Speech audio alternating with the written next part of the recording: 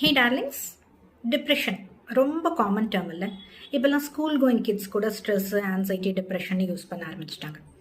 ஒருத்தங்க டிப்ரெஷனில் இருக்காங்க அப்படிங்கிறத நம்ம எப்படி ஐடென்டிஃபை பண்ணலாம் அப்படின்னா, டோட்டலி சேட்னஸில் என்கல்ஃப் ஆயிருப்பாங்க. ரெகுலர் ஆக்டிவிட்டீஸ் கூட பண்ணுறதுக்கு அவ்வளோ கஷ்டப்படுவாங்க. லைக் சாப்பிட்றது, தூங்குறது, குளிக்கிறதெல்லாம் கூட.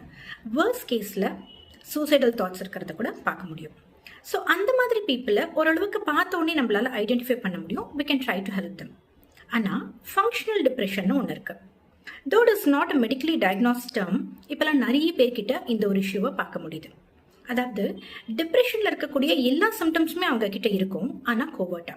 தட் மீன்ஸ் வெளில பார்க்கறதுக்கு ரொம்ப நார்மலாக தான் தெரியுவாங்க, ஆனால் உள்ள பார்த்தா ஃபுல் ஆஃப் சேட்னஸ் அண்ட் பெயினோட they will be go through.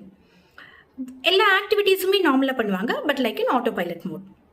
இதுதான் ஃபங்க்ஷனல் டிப்ரெஷன் சொல்லுவோம். That is they will be functioning, ஆனால் they will be in depression as well. இதுதான் ரொம்ப மோசம் இருக்கிறது இல்லையா? Because we can't even identify that they're going through such thing. They are battling with தெம்செல்வ்ஸ்னு. Like இந்த சத்தம் வராமல் அழறது, பாத்ரூம்குள்ளே அழறது, பில்லோக்குள்ளே மூஞ்சியை புதைச்சிட்டு அழறதெல்லாம் கேள்விப்பட்டிருக்கோம்ல, அந்த மாதிரி.